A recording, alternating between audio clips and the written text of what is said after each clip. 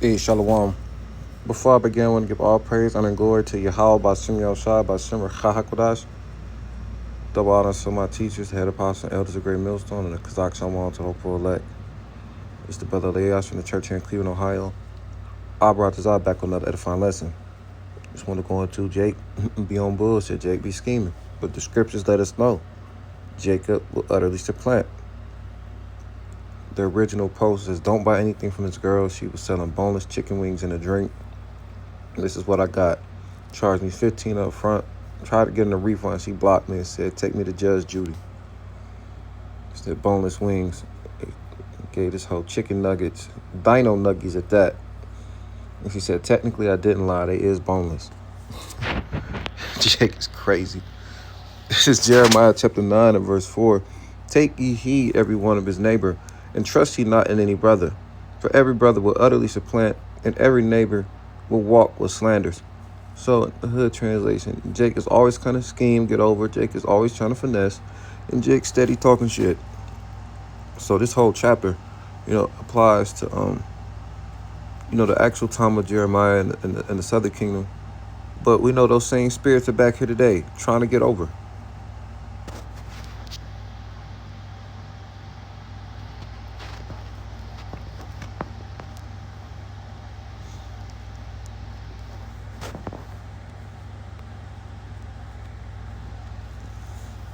It's the etymology of the word supplant. Dispossess, acquire a position from someone by strategy or scheming. To trip up, overthrow, drive out, usurp. Directly from the Latin supplanter, trip up, overthrow. This is a sense. There is a sense evolution parallel in Hebrew. Akab, which is Yaikwab, and he beguiled. Trip up, cause to stumble, take the place of another, replace one with another. That is the essence of finesse and supplanting. And we got the different examples in the scripture, primarily Jacob and Esau. So we're going to go to that. Genesis 25.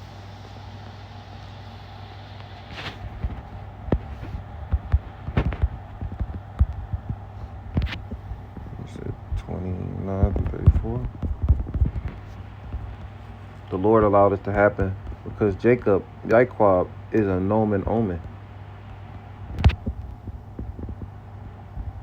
Start at 29.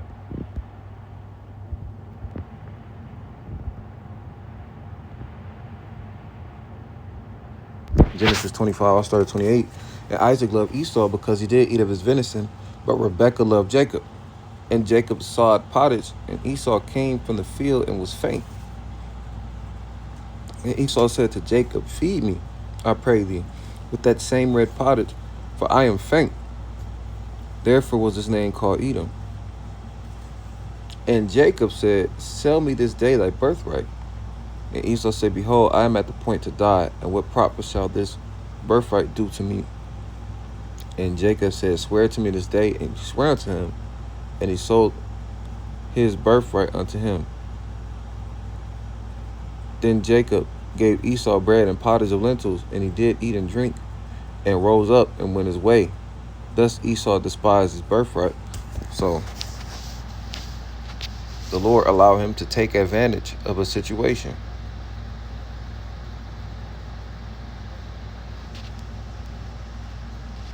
And then we go back to 27 to see where he actually. In Genesis 27:1, it says, and it came to pass that when Isaac was old and his eyes were dim, so that he could not see, he called Esau his eldest son and said unto him, my son. And he said unto him, behold, here am I. And he said, behold, now I am old, I know not the day of my death.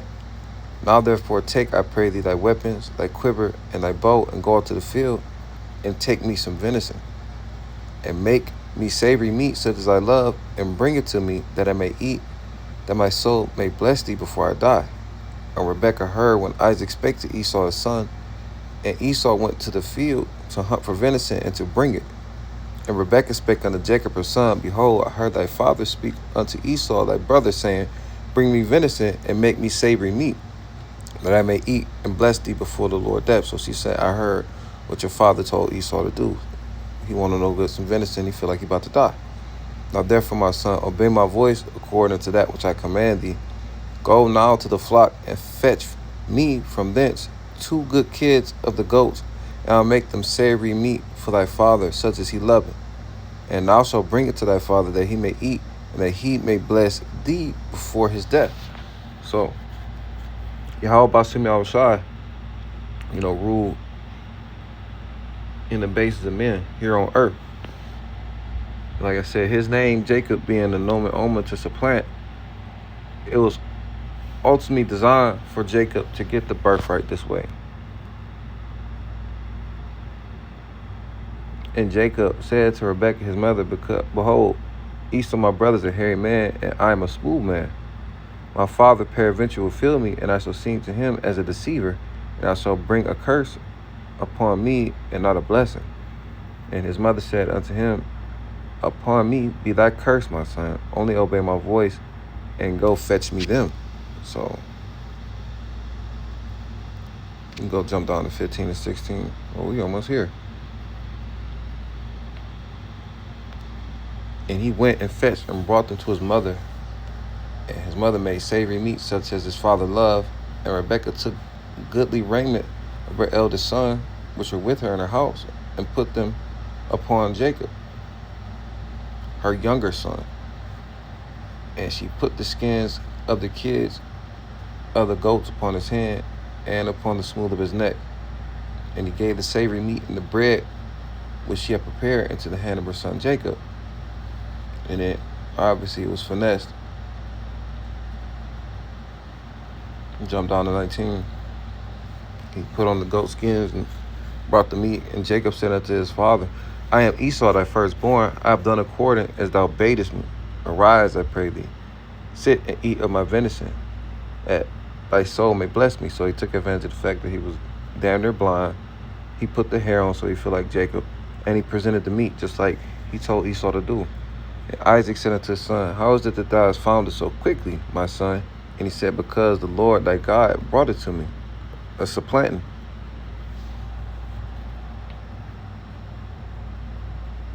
Technically, the Lord did.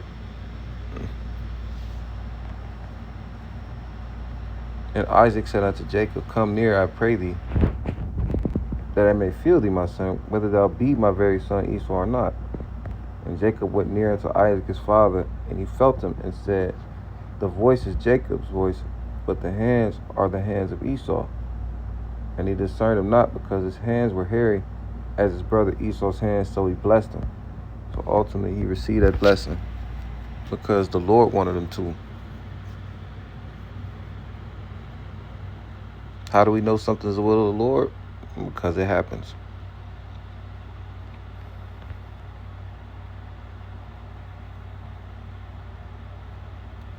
Then jump down to 24, you finessed him.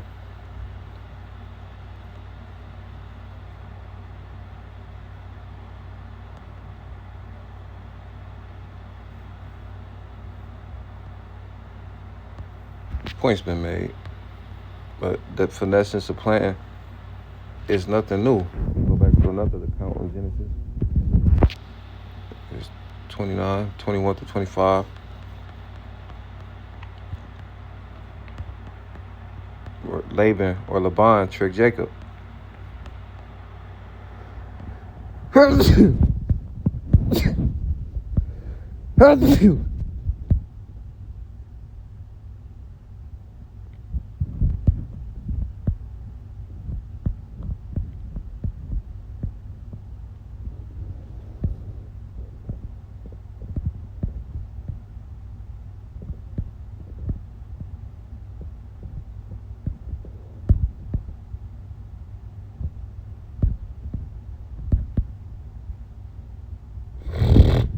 So Jacob left because him and Esau were at odds, and Esau wanted to kill him. So I ain't gonna read all that.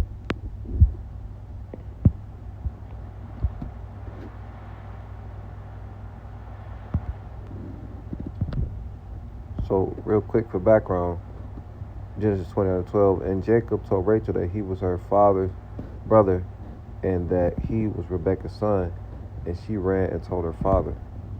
So this is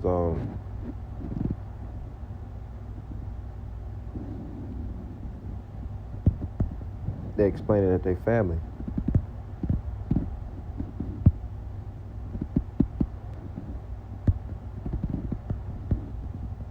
Started 14. Laban said to him, surely thou art my bone, my flesh. And he abode with him the space of a month. And Laban said unto Jacob, because thou art my brother, shouldest thou therefore serve me for naught? Tell me, what shall be thy wages? So they're coming into an agreement. And Laban had 2 daughters. The name of the elder was Leah, and the name of the younger was Rachel. Leah was tender-eyed, but Rachel was beautiful and well-favored. And Jacob loved Rachel and said, I will serve thee 7 years for thy younger daughter Rachel, for Rachel thy younger daughter. And Laban said, it is better that I give her to thee than that I should give her to another man. Abide with me. So, he agreed. And Jacob served 7 years for Rachel, and it seemed unto him but a few days for the love he had to her. So his 7 years didn't feel like nothing, because she was bad. And Jacob said unto Laban, give me my wife, for my days fulfilled, that I may go in unto her. And Laban gathered together all the men of the place and made a feast. And it came to pass in the evening that he took Leah his daughter and brought her to him, and he went in unto her. And Laban gave unto his daughter Zilpah his maid for a handmaid. So that's where the trickery come in. And it came to pass that in the morning, behold, it was Leah, and he said to Laban, what is this that thou hast done unto me? Did I not serve with thee for Rachel? Wherefore then hast thou beguiled me?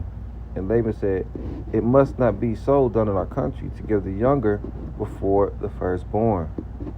So he tried to supplant. Like, I gave you a daughter. It's just part of our custom down here. Why didn't you mention that beforehand? Because he got the 7 years of the labor. Fulfill her week, and we will give thee this also for the service which thou shalt serve me with yet another 7 years. And Jacob did so and fulfilled her week, and he gave him Rachel his daughter to wife also.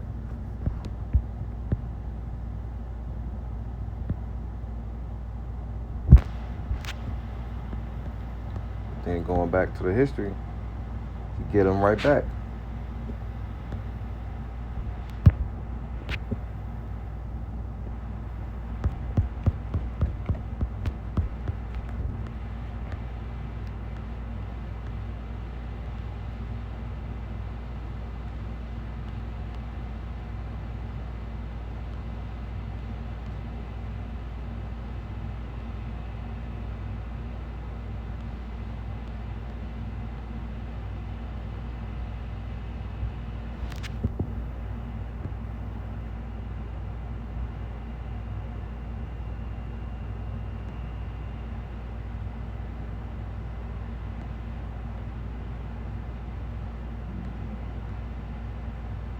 We started 27. Genesis 30:27. And Laban said unto him, I pray thee, if I have found favor in thy eyes, tarry, for I have learned by experience that the Lord hath blessed me for thy sake. So the Lord increased Laban because Jacob was around. And we'll read it in NLT. It says, I have become wealthy, for the Lord has blessed me because of you. So back in the KJV, and he said, appoint me thy wages, and I will give it. So tell me how much I owe you, and I'll pay you. And he said unto him, thou knowest how I have served thee, and how thy cattle was with me. So he said, how well I've taken care of your flocks and herds, and they've grown under my care. For it was little which thou hadst before I came, and it is now increased into a multitude. And the Lord hath blessed thee since my coming, and now when shall I provide for my own house also? So pretty much he said, I increased you. When can I start providing for my own family? The NLT sums it up really well. And he said, what shall I give thee? And Jacob said, thou shalt not give me anything. If thou wilt do this thing for me, I will again feed and keep thy flock. I will pass through all thy flock today, removing from thence all the speckled and spotted cattle, and all the brown cattle among the sheep, and the spotted and speckled among the goats, and of such shall be my hire. So let me inspect your flock today, and remove all the sheep and goats that are speckled or spotted, along with all the black sheep. That's what he wants for his wages. So all my righteousness Answer me in time to come, when I shall come from my higher before thy face. Everyone that is not speckled and spotted among the goats and brown among the sheep, that should be counted stolen with me. So you check on your animals you have given me as my wage, you'll see that I have been honest. If you find in my flock any goats without speckles or spots, or any sheep that are not black, you will know that I have stolen them from you. And Laban agreed. Verse 35, and he removed that day the he goats that were ring-streaked and spotted, and all the she goats that were speckled and spotted, and everyone that had some white in it, and all the brown among the sheep, and gave them into the hands of his sons. And he set 3 days' journey betwixt himself and Jacob fed the rest of Laban's flocks. And Jacob took him rods of green poplar and of the hazel and chestnut tree, and peeled white streaks in them, and made the white appear which was in the rods. And he set the rods which he had peeled before the flocks in the gutters and the water troughs when the flocks came to drink, that they should conceive when they came to drink. So read this. It said, then he placed these peeled branches in the water and troughs where the flocks came to drink, for that was where they made it. And the flocks conceived before the rods, and brought forth cattle ring-straight, speckled, and spotted. So he put the branches in the paint in a prime position. So the best of the flock will be spotted and speckled. And Jacob did separate the lambs, and set the face of the flocks toward the ring straight, and all the brown in the flock of Laban. And he put his own flocks by themselves, and put them not unto Laban's cattle. And it came to pass, whensoever the stronger cattle did conceive, that Jacob laid the rods before the eyes of the cattle in the gutters, that they might conceive among the rods. But when the cattle were feeble, he put them not in. So the feebler were Laban's, and the stronger Jacob's. So he supplanted. And that was a supplant, the Lord allowed.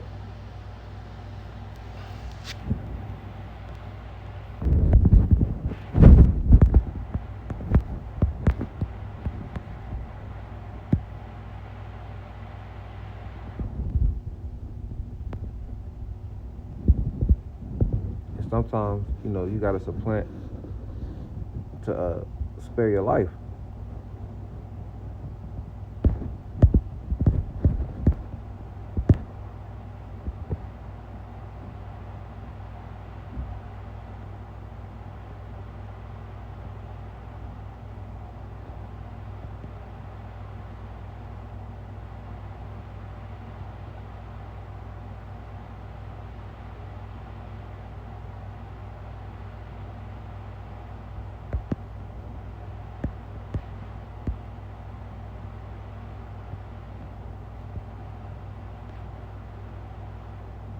Genesis 21, it says, and Abraham journeyed from thence toward the south country, and dwelled between Kadesh and Shur, and sojourned in Gerar. And Abraham said to Sarah's wife, she is my sister. And Abimelech king of Gerar sent and took Sarah. But the Most High came to Abimelech in a dream by night, saying unto him, behold, thou art but a dead man, for the woman which thou hast taken, she is a man's wife. But Abimelech had not come near her, and he said, Lord, wilt thou slay also a righteous nation? Said he not unto me, she is my sister? And she even herself said, he is my brother. In the integrity of my heart, and the sea of my hands, have I done this. And the Most High said unto him in a dream, yeah, I know that thou did this in the integrity of thy heart, for also withheld thee from sinning against me. Therefore suffered I thee not to touch her. So the Lord put the spirit on Abraham to not necessarily lie, because you do the research. It's technically a sister.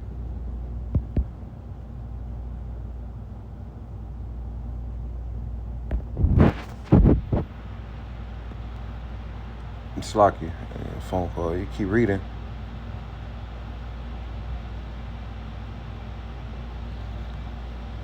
Verse 7 again. Now therefore restore the man his wife, for he is a prophet, and he shall pray for thee, and thou shalt live.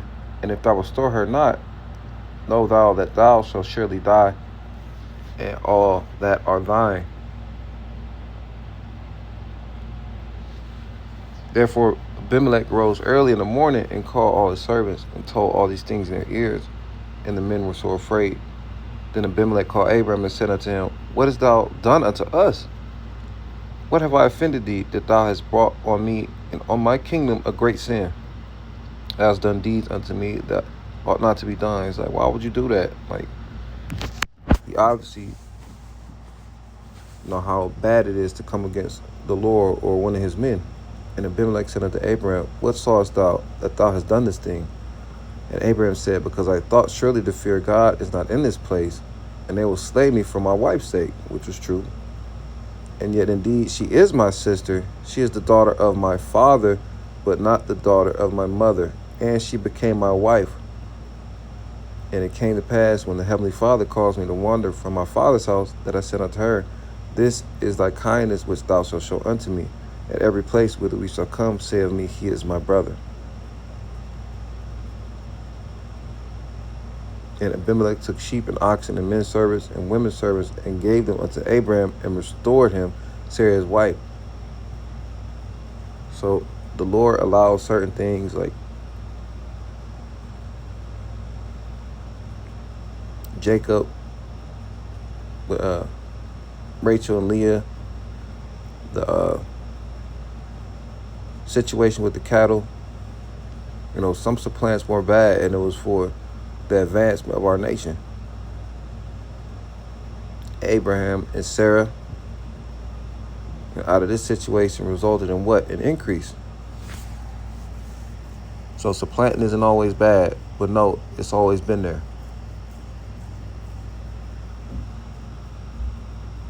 And Jake, you know, just takes it to another level.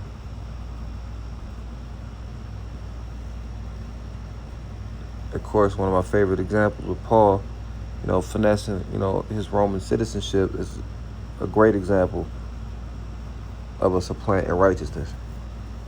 But ultimately, it's supplant, you know, finesse, trickery, it's all in the same realm. And it's been around since the dawn of time. So, Lord willing, this is an edifying lesson. Call Halayim La Yahweh Bashim Yahushai. And I brought this on until next time.